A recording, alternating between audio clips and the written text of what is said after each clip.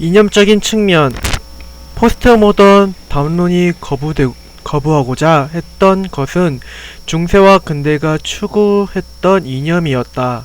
그런데 중세와 근대가 추구한 진리는 상반된다.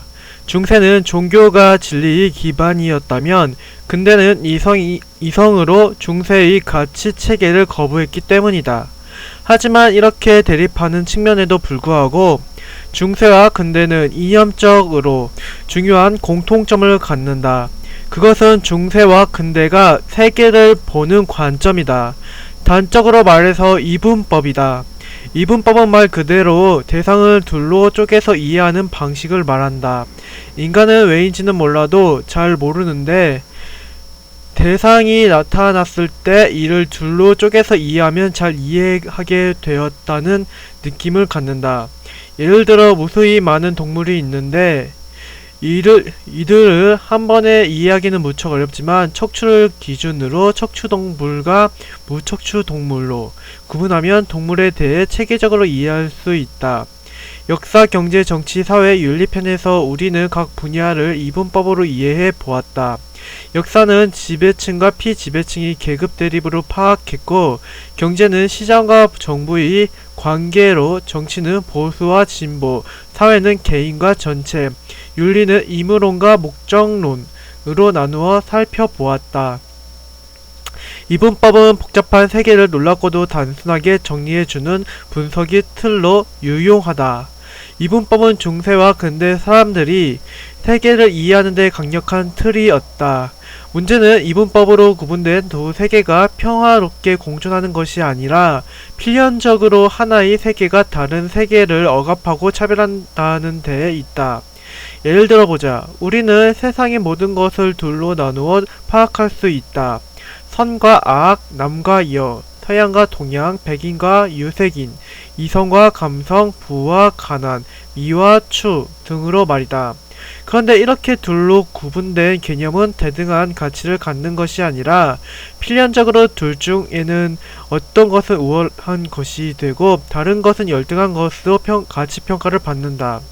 그리고 우월한 것으로 규정된 개념은 열등한 개념을 지배하는 당위성을 획득한다. 실제로 선, 남성, 서양, 백인, 이성, 부, 아름다움은 중세와 근대를 통틀어 정상적인 것으로서 지배적 위치를 점유했다. 반면 악, 여성, 동양, 유색인, 감성, 가난, 추함은 비정상적이고 열등한 것으로 배제와 억압의 대상이 되어 왔다. 단적으로 말해 중세부터 근대까지의 기간은 기독교를 믿는 서양, 백인, 중산층 남성이 시대였던 것이 사실이다. 그것은 세상의 주인으로서 모든 것을 소유했다. 반면 그가 아닌 것들은 차별의 대상이 되었다. 여성차별과 인종차별이 만연했으며 이들이 피지배의 대상이 되는 것은 이들의 열등함으로부터 정당화되었다. 포스트모던이 중세와 근대를 비판하는 지점이 여기에 있다. 중세와 근대의 이분법적 사고는 필연적으로 하나의 가치가 다른 가치를 억압하는 폭력을 수반할 수밖에 없었다. 그래서 포스트모던은 이분법에서 벗어날 것을 제안한다. 세계를 강압적으로 둘로 쪼갤 것이 아니라 다양한 가치들을 인정하는 다양성과 다원성을 추구해야만 한다는 것이다. 포스트모던은 그동안 억압받아왔던 가치들의 지위를 회복하고자 하며 한 발 더 나아가 이분법에 포착되지 않고 배제되었던 것들까지도 다시 복원하고자 한다. 남성과 여성의 이분법적 담론에서 아예 배제되었던 제3의 성의 권리가 주장되었고 이성과 감성이 대립해서 포착되지 않았던 광기가 연구되었다. 또한 백인과 흑인이 정치적, 경제적 대립 구도에서 논의되지 않았던 요색인종들의 고유 문화가 관심받기 시작했다. 이처럼 포스트모던은 억압받고 잊혔던 것들의 귀환이다. 그들은 너무나 오랜 기간 동안 익혀왔던 까닭에 등장할 때마다 우리를 놀라게 하고 거부감이 들게 만든다. 하지만 현대에 들어와서 이들의 주장은 많은 이에게 지지받고 있으며 실천적 사회운동이 성향을 띠게 되었다. 실천적인 측면, 근대 이성중심주의의 이분법적 폭력성, 사고의 경직성, 규율과 규칙, 질서의 불편함은 포스트모던의 도래와 함께 급격하게 무너진다. 포스트모던은 새로운 세계를 제시하기보다는 근대의 계획을 해체하는 데에 초점을 맞추고 기존에 소외되고 억압되었던 가치들을 복원하기 위해 노력했다. 포스트모더니즘은 운동은 1960년대를 휩쓴 문화운동으로 정치, 경제, 사회, 문화, 예술의 모든 영역을 아우르는 실천적 운동이었다. 유럽과 미국을 중심으로 여성운동, 인종차별, 철폐, 학생운동 등의 정치, 사회, 운동과 함께 회화, 사진, 미디어, 패션에 이르는 예술, 문화적 운동을 동반했다. 이렇게 넓은 포스트모더니즘의 스펙트럼 중에서 68혁명과 건축에 대해서만 간단히 살펴보자. 우선 유럽에서는 68혁명이 물결이 사회를 휩쓸었다. 68혁명은 1968년 프랑스의 대학생이 일으킨 시위로 시작하여 기성세대와 시민들이 함께 참여하는 혁명으로 발전했다. 이들은 권위적이고 계몽적인 학교와 국가에 저항했다. 당시 유럽 국가들은 공산주의와의 대립을 명분으로 국민을 감시하고 통제하는 것을 정당화하고 있었다. 하지만 학생들과 시민들은 자신들을 감시하고 통제하는 국가의 실체를 이해하기 시작했고 이에 반대했다. 또한 젊은이들은 산업화에 따른 물질적 풍요만을 추구하는 기성세대에 반대하고 인간적 가치 회복과 사람들 간의 관계 회복을 꿈꿨다. 모든 권위와 권력, 국가, 체제, 규범에 반대한 68혁명은 유럽을 휩쓴 뒤 대서양을 건너 미국이 히피 문화에 영향을 미쳤다. 그리고 태평양을 건너 일본에까지 도달했다. 하지만 가까운 한국이나 중국에는 영향을 미치기 어려웠다. 당시 한국은 군부독재 시기였고 중국은 독재적인 공산주의 국가였기 때문이다. 부당한 권위와 물질적 종속을 거부하고 인간적 가치를 회복하고자 했던 68혁명의 이념은 한국 사회에 도달하지 못했다. 한국은 배제된 채 서구와 미국 사회를 휩쓴 68혁명의 모토는 다음과 같았다. 행동하라, 일하지 말라, 열정을 해방하라, 금지를 금지하라, 다른 세계에는 가능하다. 파괴는 창조의 열정이다. 불가능한 것은 요구하라. 굶주릴지라도 권태로운 것은 참 못 참는다. 선거는 아무것도 바꾸지 못한다. 투쟁은 계속된다. 우리 안에 잠자고 있는 경찰을 없애야 한다. 보도블록을 늦추어라. 해변이 나타날 것이다. 더 많이 소비하라. 더 빨리 죽으리. 다음으로 건축에서의 포스트모더니즘은 해체주의로 드러난다. 해체주의 건축의 특징은 비대칭적이고 불안정하며 기능적인 효율성을 배제한 양식이다. 이를 이해하기 위해서는 반대로 근대 건축을 고려해야 한다. 근대 건축은 아파트로 상징되는 극단적인 효율성을 추구한 모습이었다. 근대의 대표적 건축가의 르 코르뷔지에는 직사각형의 공간을 겹겹이 쌓아서 많은 사람들이 제한된 공간을 최대한 넓게 사용할 수 있도록 했다. 건물이 인간의 편안함이나 효용을 극대화하는데 기여해야 한다고 생각했다. 그는 살기 편하고 효율적인 집이 본질이라고 생각했다. 아파트는 르 코르뷔지에로부터 시작되었다. 우리가 살고 있는 네모난 고층 아파트의 모습은 근대 이성중심주의의 효율성이 만들어낸 결과물이다.